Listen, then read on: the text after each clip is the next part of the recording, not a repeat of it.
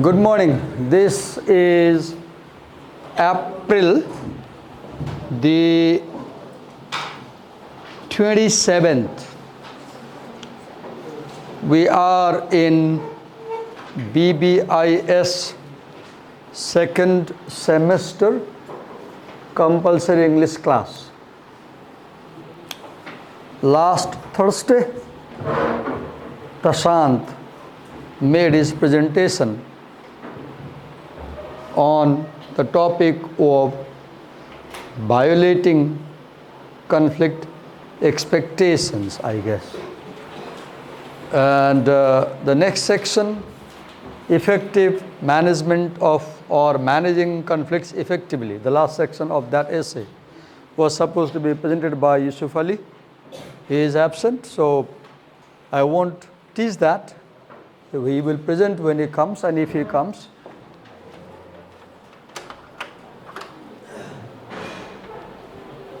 Sir, I wouldn't disturb you, but today is my presentation to your class students.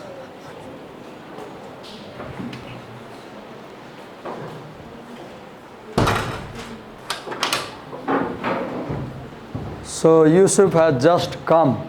So Yusuf, are you presenting? Okay. So,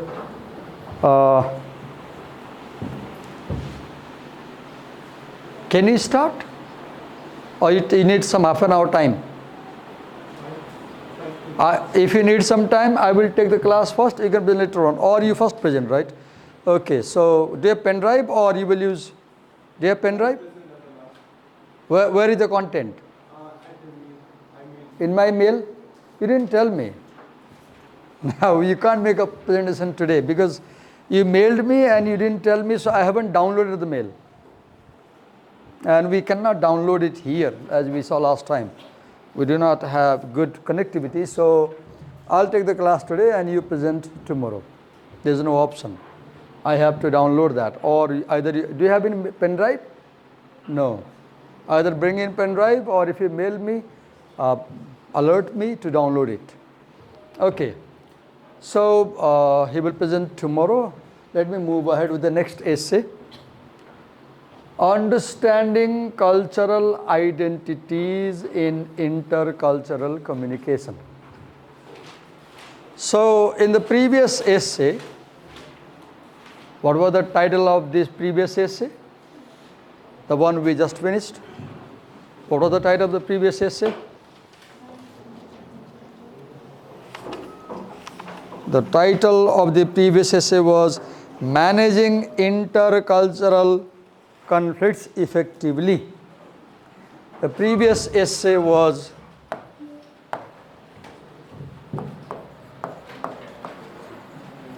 Managing Intercultural Conflicts Effectively. So in that essay, you read about what a conflict is, right? And you also read about what causes conflict, right? You also read about what is intercultural communication conflict. And in the last section, you have ideas about how to manage intercultural communication. So that essay begins with a problem, intercultural communication conflict, discusses the nature of the problem, causes of the problem, and ends with offering a solution to the problem. This essay picks up the same idea, conflict, and it answers the question, why do we have communication conflict? Why do we have intercultural conflict at all? This essay answers the question, why we have intercultural communication conflict. And the answer that this essay gives to the question, why do we have intercultural conflict? Mary Jane Collier argues that we all have cultural identities. The key term in this essay is cultural identity. Cultural identity is who I am, what I know, where I come from, the society where I grew. That is what shapes my cultural identity. My nationality, my ethnic background, my religion.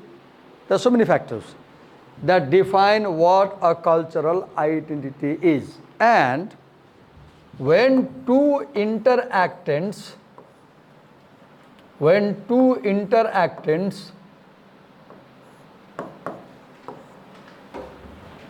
having two different identities come together while doing an interaction, when two interactants come together for communication, like if I have to take example of the previous essay, where do we stand? In the first paragraph you see in the party, cocktail party, the American and the Saudi Arabian, they interact in the party.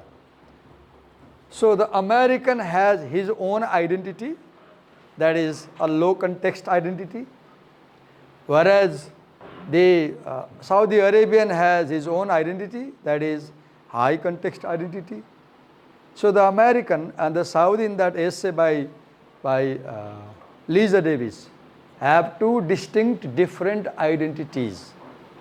And when they come together in that interaction in the essay, in the opening paragraph, and they do not know about each other's identity features, as a result, the Saudi approaches the American too close without realizing that American that comes from low contact culture, they do not prefer being approached too closely. And the American does not know that Saudis have no sense of privacy and they approach you too closely when they talk to you. So each one of them does not know the cultural identity of the other. As a result, they end up in frustration, right? The American feels bullied and the Saudi feels chilled. So she argues that it's because of our different cultural identities that we have intercultural communication conflict. And then she argues that if we understand each other's identities, we'll be ready to accept people who do not have same behavior as we have. And if we accept other people's behavior, other people's perspective also as normal, not as strange, we won't have intercultural communication conflict. Let's begin. So in this essay, Collier shares her assumptions, her belief about culture. She makes her arguments, and then she offers her approach to solve this problem of intercultural communication conflict. She begins by sharing her belief. So she says that my outlook of the world, myself, my attitude, my orientation is based on who I am and where I come from. For example, she says she is European, right? Okay, take your pen and copy. And as you read about her profile, you quickly develop your profile. She is European. Who are you? She is European. And you are? Asian, right? Asian. American. What's your nationality? What's your nationality? Nepali, right? Asian, comma, Nepali. White. Do you regard yourself as white racially? No? What is your race? White or yellow or what? Huh? Yellow? Brown, okay, right brown. Right brown or right mixed race or right yellow, as you like. Middle class, okay, write your class. Are you upper class, middle class, lower class? Write your class. Write your class. Middle aged, are you middle aged? Are you middle aged? You are teenage, right? Teenage.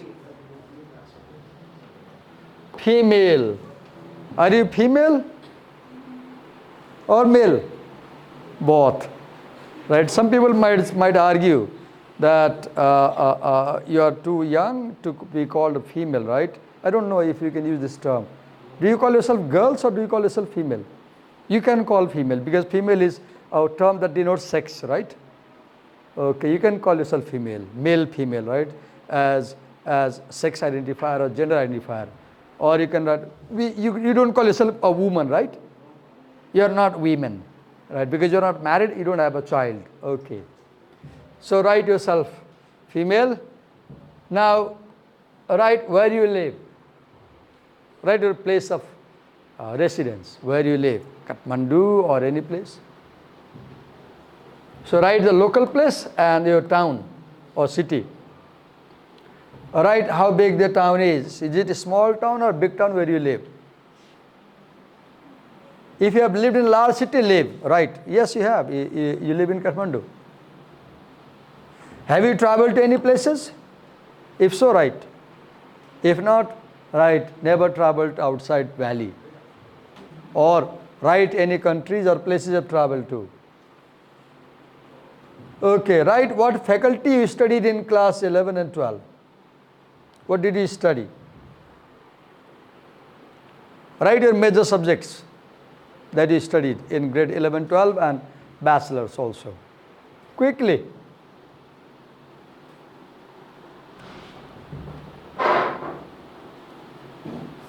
Right, if you have taken any training, other subjects also. Right.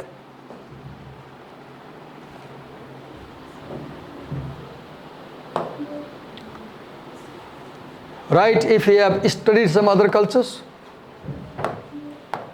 If you have studied about other cultures, other places, right? Right, if you have participated in political protest, recent protests. Right, if you are politically conscious. Write your degree. Are you graduate, undergraduate? Okay, that is your profile. That is what decides your outlook about the world. Right? Okay. Then Collier shares her belief, very important thing here. See here. She says that we can't ignore culture. And we can't ignore intercultural communication processes. Two things. One, you should study about all cultures, particularly cultures of other people. Yesterday I downloaded Quran, translated into Hindi, and I was reading. Why would a staunch Hindu like me would read Quran? Because I saw a video on Facebook where somebody argues that Quran teaches you to kill other people, particularly those who are not Muslims.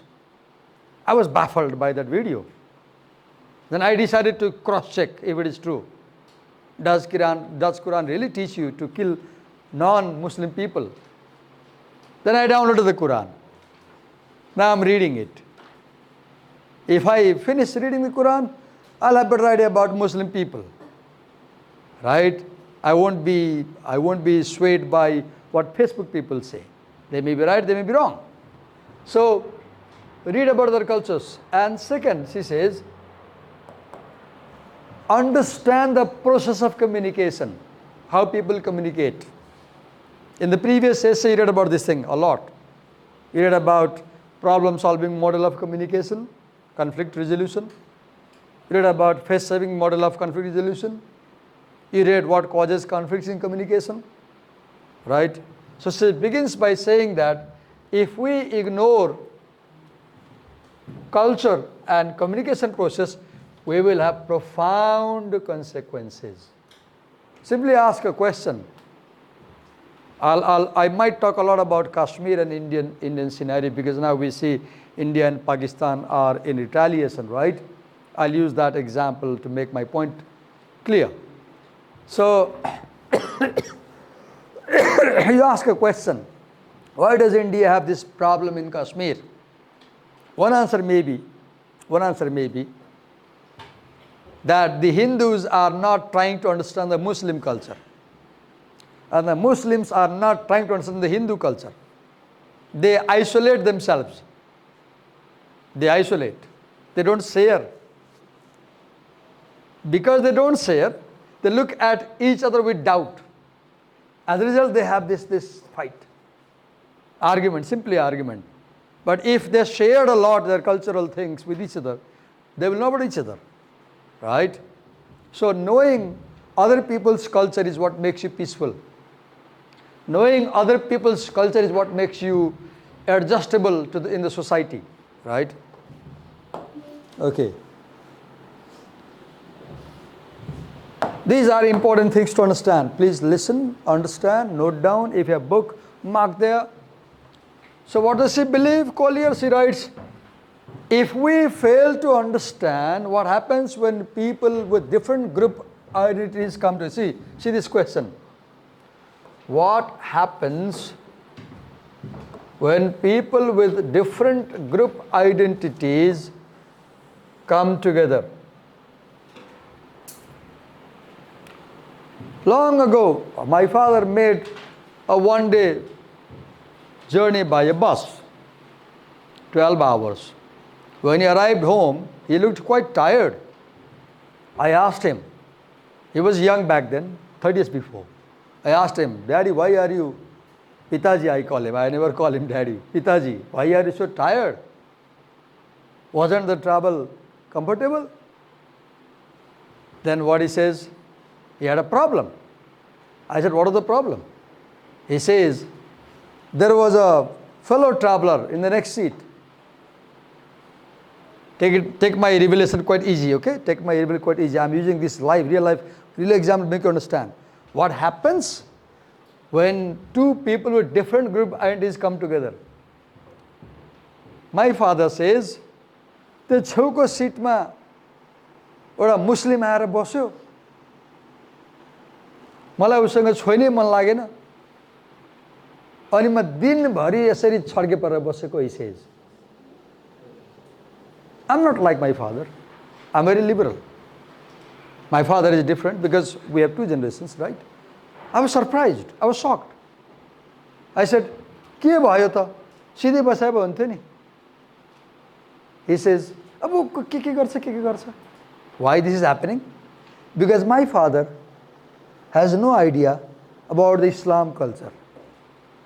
He doesn't try to know about Islam culture. He has no concern. So when he sees a Muslim sitting by his side, he is not comfortable. What is happening here? Two people from different group. One, a staunch Hindu, another Muslim, come together. And what is happening? I said, दिनभरि बोल्नु भएन? बोलिएन. ऊ बोल्न खोजेन तपाईसँग? बोलेन. I knew that even the Muslim fellow traveler did not talk to my father because he saw my father wearing dhoti, kurta, tika, all that. Maybe he might have realized he is a very religious fellow. And my father didn't talk to him. Now, listen carefully. What is happening here? Two people following two cultures are coming together. And they are not tolerant about each other. They are not tolerant about each other. Why they are not tolerant about each other? Because they don't know each other's culture. That is why you should know more about other people's culture than your culture. Long ago, 30 years before, I was in Kirtipur as a student. My landlord, it was Dasai. He called us to his home. Dasai छ हाम्रोमा खाना आउनुस्. We went. And without telling me, he offered me buff. I didn't know. I thought it's mutton. I ate. My friend already knew this is buff. He also didn't tell me. And after I have eaten the buff, then he laughs at me. Someone says, "Lau khaya baunle khaya masu khaya." I said, "Kina?" He said, "Ke khayo?" I said, "Masu." "Ke ko masu khayo?" Then I began to vomit. I began vomiting. Not only that, there was Chang. And my friend says, "Ye moyo khao, yogurt." Wait, thank God I smelled. I didn't eat. I didn't drink. I give second example. I am a Brahmin. I am a host at a Nevar's home on a celebration, Dasai time. And my landlord has offered me food. What is happening?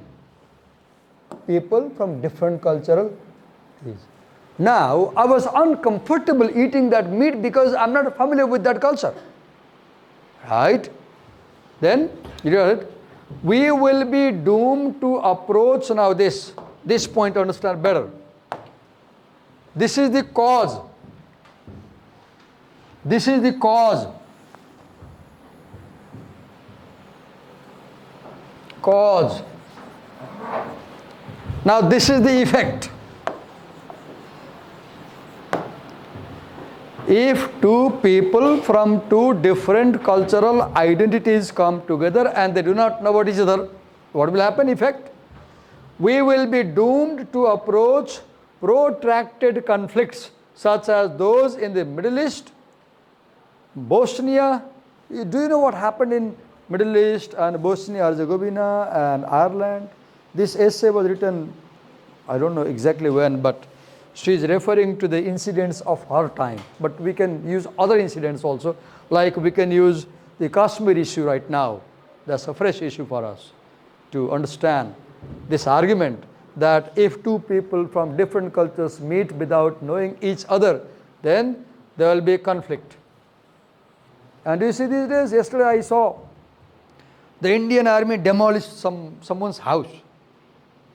And after the house was demolished, I could see the young wife in the house, mother, family people, they were looking at the demolition. And many questions cropped up in my mind. Like, for example, how could they demolish the house without court order?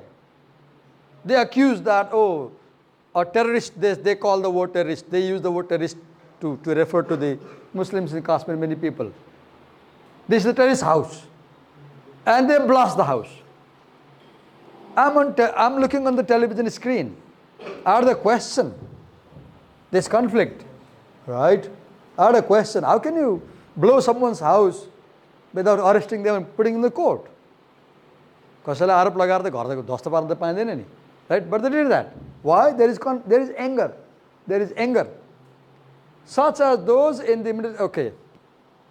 Through violence and military action, as you can see right now in India.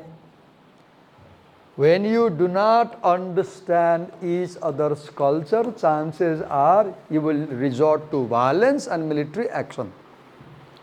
Why Donald Trump is using military air force to deport immigrants from America? Because Donald Trump doesn't understand the immigrant culture. See, that's also because of culture. Why in America, Asians and other people who had gone to America over a long time, they have been living there with green card and citizenship and all that visas, they are having problem. A week ago, he revoked the visa of 1,500 students. And now after 1 week, he had reinstituted the visa status. So now they are back. Why this is happening? Because the European white Americans have failed to understand the culture of the immigrants. So now ask a question to me, or let's ask a question. How did this issue come up in Collier's mind? Why is Collier writing this essay? So actually, Collier is a professor of intercultural communication in America. And Collier has seen a problem in American campus. What problem? Later on she tells that in American colleges, campuses, there are two types of students. One, native European American white students, native students, American. Another, immigrant students. So there are two cultures. Students coming from native American white culture and students coming from various countries around the world. And what the campus does, the campus has something called affirmative action. What is affirmative action? Suppose these are the immigrant students and you are the native students. So what the campus does is, the campus gives the immigrants some facilities. For example, the campus might give them residential facility because they are international students. The campus might give them culture center facility. Like in the campus where my son studies, there is a Nepalese culture center. The campus gives them money to celebrate Dasai festival, for example. When Dasai comes, the campus gives them money. Take this money and celebrate. So the immigrant students get some facilities. As a result, the native students are not happy with that. They take it as a discrimination. Oh, why are they getting these facilities we are not getting? As a result, you will see there will be a conflict. There will be a conflict. So Collier has seen conflict between immigrant students and native students in American colleges. So based on that observation, she writes the essay where she argues that they have conflict, immigrants and non-immigrants, because they do not know about each other's culture. If they know about each other's culture, they won't have conflict. So I read this paragraph saying that we need to understand cultural identities.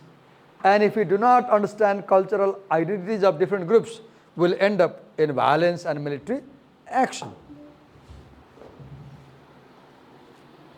Okay, further she believes, I'm focusing more on this section at the very beginning of the first paragraph, because if you understand these things, you will better understand the essay. What does she believe? US Americans will continue political and social violence against recent immigrants, and this is so relevant. Look the present American administration, whether it is ICE or other, what are they doing? One can argue that they are committing political and social violence against immigrants. You saw how somebody named Garcia something, one immigrant who has US citizenship, he was mistakenly deported to El Salvador, and the El Salvadorian president refused to bring him back, send him back. And the court ordered that he should be brought back. There was a huge uproar about this thing.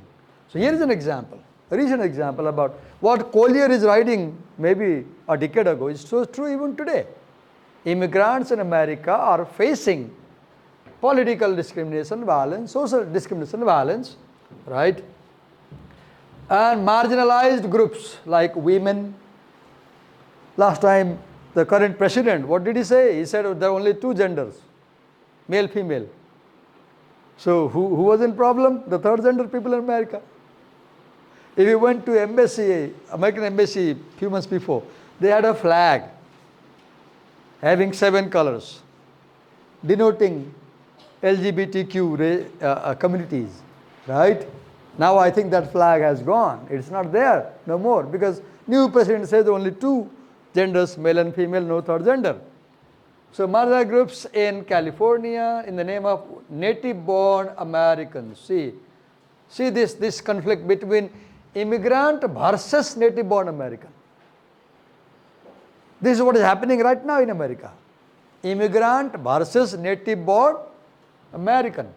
And forget that the United States was founded by immigrants. Look, in the 15th or 16th, 17th century? Who went to America? Who discovered America? British people. English people from Britain first went to America. Other European people followed them. So America was established by immigrants at the cost of the indigenous people, Red Indians living there. Red Indian people were already living there. You read history, American history, about the conflict between the Red Indians and the European immigrants. Right?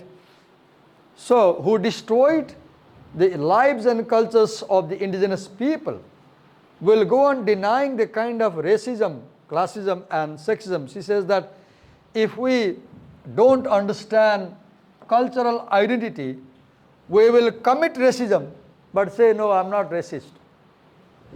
We will commit class discrimination and we'll say, I'm not doing that. We will commit sexual discrimination and we won't realize.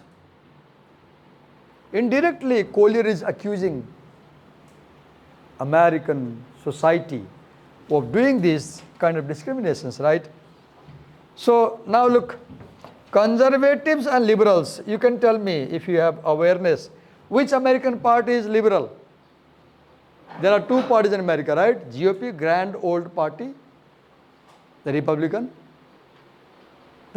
Party, which has, what is the election logo of that party? Is it elephant? One party has elephant and one party has donkey. So one is GOP, Grand Old Party, the conservatives, the Republican. Right now Republicans are in power, right? Donald Trump represents Republican Party. The other is Democrats. The other is, so the Democrats are liberals. The Republicans are conservatives, right? So you can see in America right now the fight between Democrats and Republicans, right? So they denounce each other. Donald Trump criticizes Joe Biden and Obama and all that. And they criticize Donald Trump, right? Why? Because they don't understand each other's viewpoint. They don't understand each other's identities. Okay.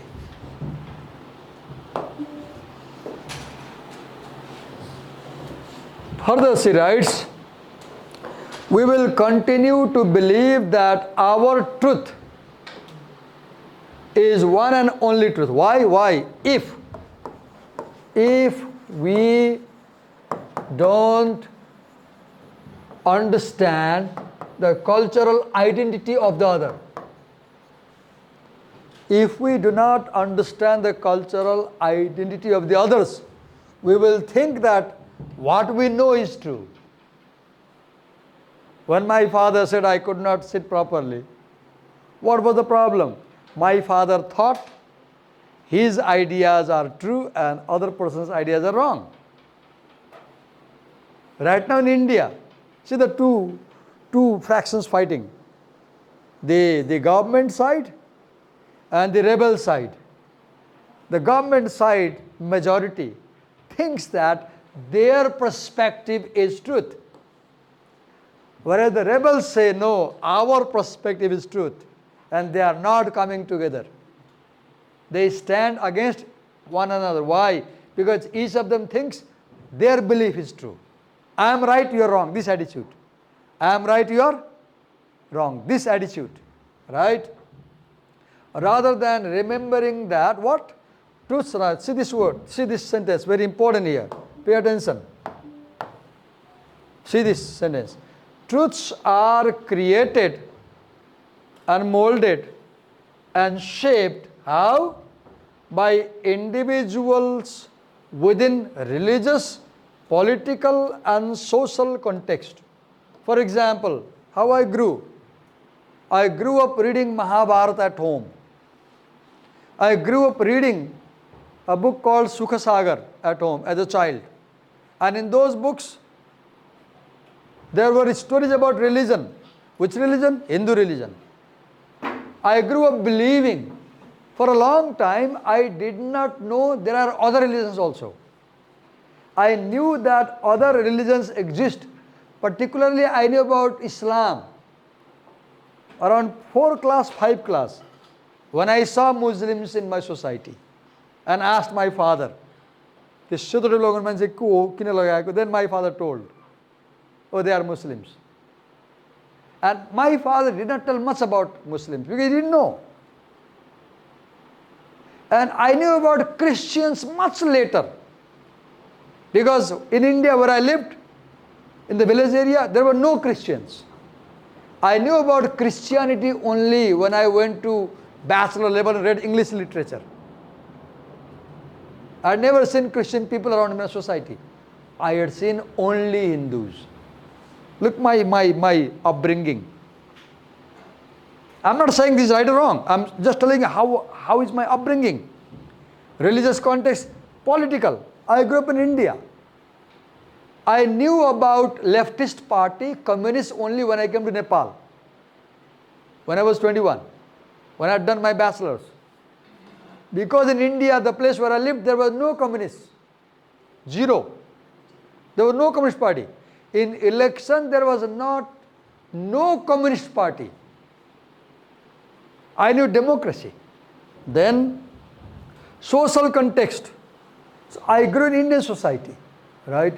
So your understanding of what is true and false is determined by the religion in which you grow, by the political system in which you grow, by the social context where you grow. I grew up under monarchy in Nepal. I grew up under monarchy. When monarchy was uprooted in 1990, I was 21 years old. I believed monarchy was good. See, now we have a republican system and I'm not comfortable. Why? Because my outlook, political outlook was shaped by monarchy. So I'm not at easy terms with republican system, right? So I may wrongly think that monarchy is right. I may wrongly think that republican system is good, bad. That's not the truth. What is happening here? My attitude, my outlook is shaped in one-sided way. And the argument here is that we should see both sides. We should see both sides. Never be one-sided. Never be one-sided. Okay.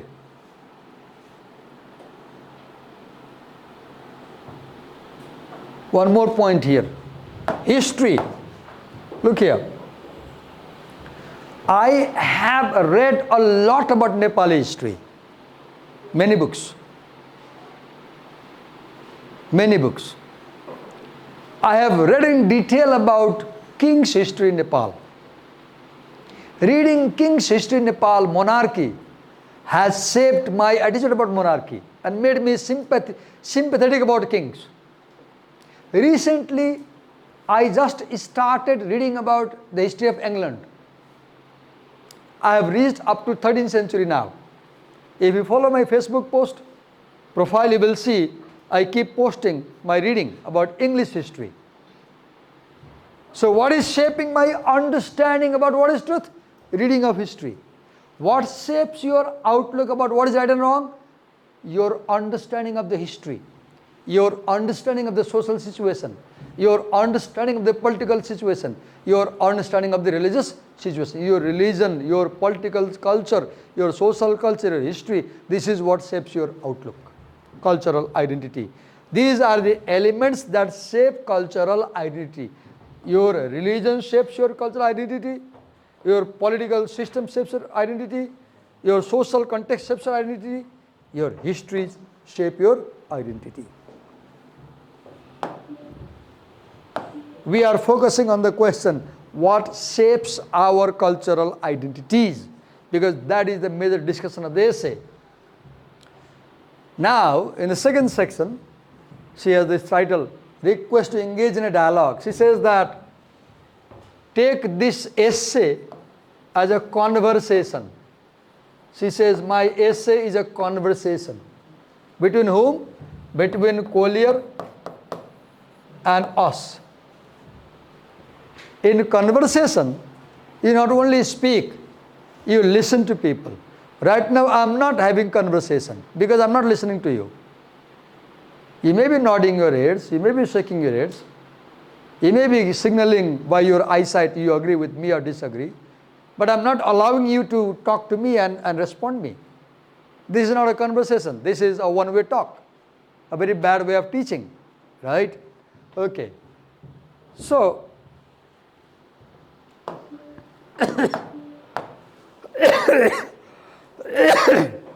she says that in this essay I make some claims about culture, some arguments you may agree with, they will validate your view, you agree with what I say.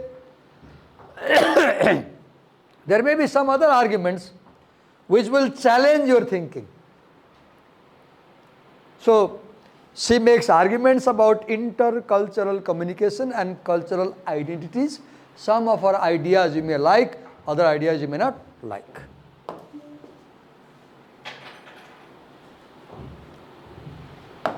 Okay, now she talks about inquiry about intercultural communication, because she says that if you do not understand intercultural communication properly, you will have problem. And then she says, we must make an inquiry about intercultural communication, what it means. And she writes, what is inquiry? Studying how we do, how we be, and how we know ourselves. Asking a question, why Divakar is like this? This is intercultural communication inquiry. Why I am like this? I am like this as a result of all the people with whom I have talked in the last 56 years. The most important thing that shapes your personality is your communication and interaction with the other people in your life. Your personality develops according to the people you talk to.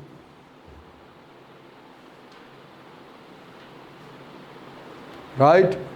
If you never talk about people of another culture, you will grow as a very rigid, conservative fellow. If you frequently meet people from different culture, you will develop liberal attitude. You will accept them. You will accept them. So, how you do what you do, why you are the way you are, and how you knew what you know, this is what shapes your intercultural communication. This is what shapes your personality, yourself. And how we behave with other, how we know about other people as cultural being. Whenever you meet somebody outside this classroom in the marketplace, if you are a Newar, you may meet a non-Newar. You come from Bhaktapur, let's say you are a very conservative Newar, your family is very conservative, traditional family. And you meet a Marwadi, a very traditional, conservative, local Newar meets a Marwadi. Very two distinct cultures, right? What is it? What is point to understand? As a Newar, you should understand about Marwadi culture. And as a Marwadi, you should understand about Newari culture. If both of you know about each other's culture, you will not have conflict and quarrel. If you do not know, the Newar will end up saying, Manu Maku Marsha. And the Marwadi might end up saying, I don't know what terms you use to say bad things about Newar people. Let's ask Lavi. Lavi, how do non-Newar people, how do non-Newar people, what epithets non-Newar people use to mock Newar people? Non-Newar नेवारहरूलाई गाली गर्नलाई के epithet प्रयोग गर्छ? जस्तै हामीलाई, I am Brahmin, right? So many people might use the term topare. What is topare? I am Brahmin, I go as a priest door to door for puja, and they give me rice, all that in leaf plates, toparo. So I collect toparos, they may call me topare, right? I have heard many races like who drink wine, local wine, they are called kode. Why kode? Because they drink local wine made from kodo, millet, right? The Tamangs who live in the margins of the valley, they are called Kathe. Kathe. Who are Kathes? Sorry, I am using these epithets on camera to make you understand. Why? Who are Kathes? People who live in the Kath. Kath. What is Kath? The margin areas of the valley, at the bottom of the hills. Right? What point I am making it? We should know about each other's culture. If we don't know, we will call each other at Kode, Kathe, Mare, Marsha, Modesi, Pahadi, what else? Can you please tell me other epithets which people use to abuse? What are they like Kode, particular to Tamang people and those who drink. Matwali, Kathe, what do you call Newar people? Some people call Newars as Kode also. Yeah, I've heard. Some people say that they use the term Kode to call Newar because they make local wine. I don't know. In other words, please share your knowledge about such epithets which are not good. But let's learn about them. Never use them. Never use them. Right? Okay.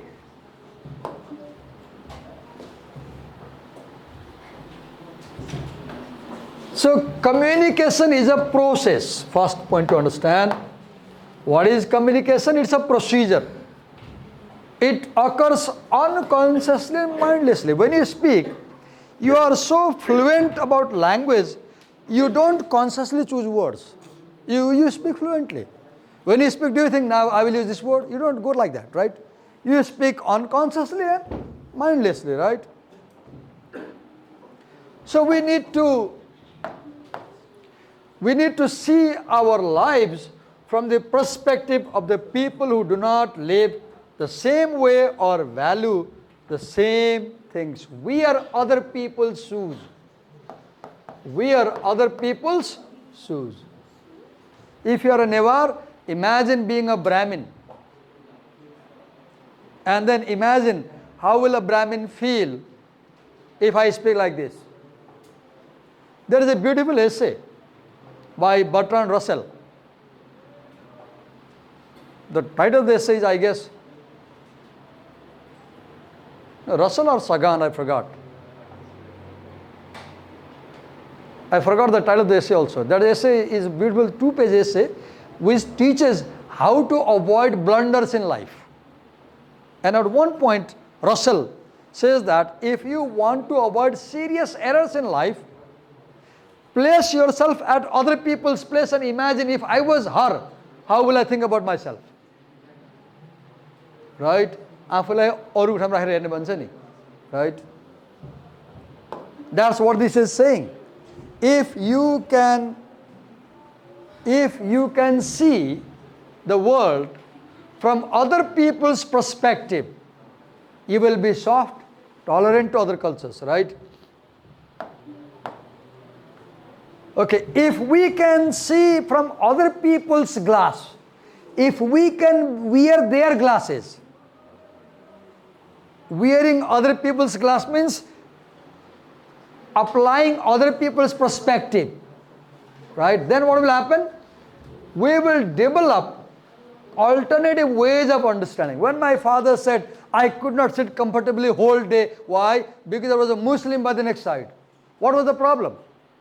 Because my father never learned to see this world from a Muslim's perspective. So my father was a conservative person, right? He was not a liberal. No problem. I can eat at a Muslim's house. I can be with them. Why? Because I understand these things, right? So when you learn about other people's culture, you learn alternative interpretation, right? Alternative life in the world. And what happens? You develop ways of living. You are more liberal, you are more open. You are more open.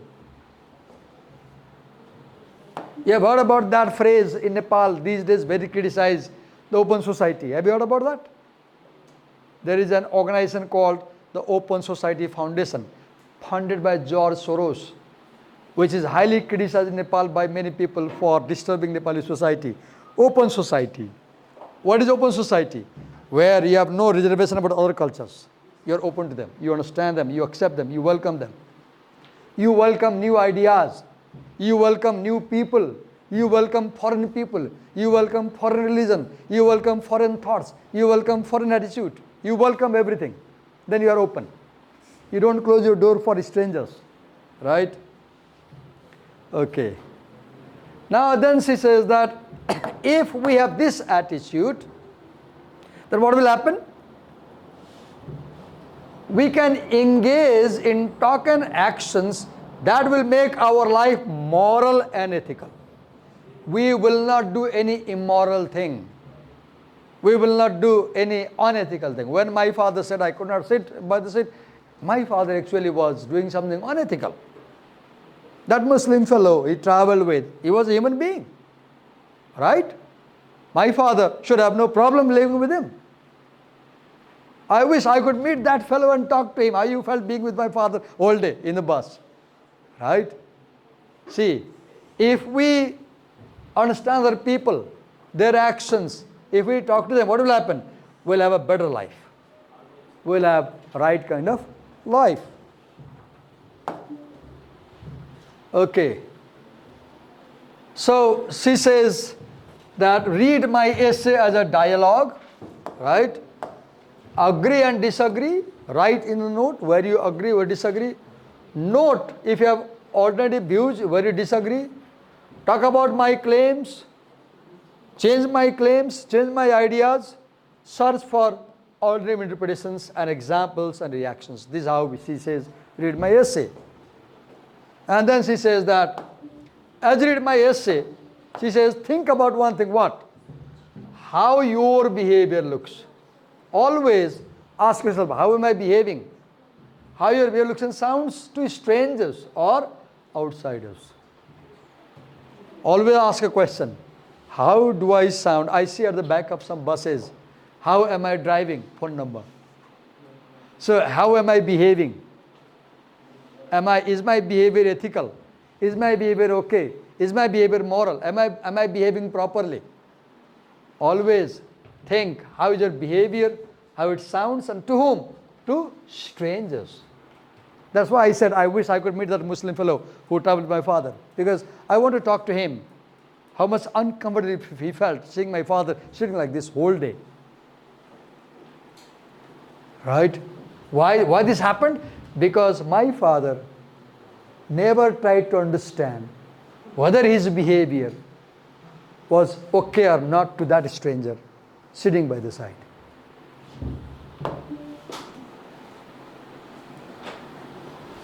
Okay, we stop here for today. We'll continue tomorrow. And assignment is,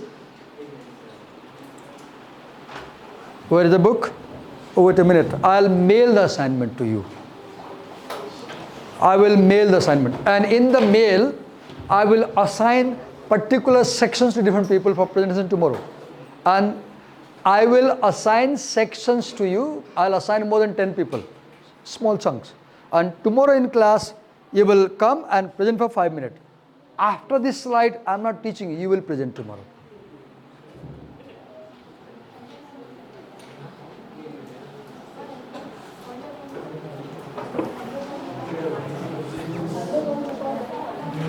Thank you.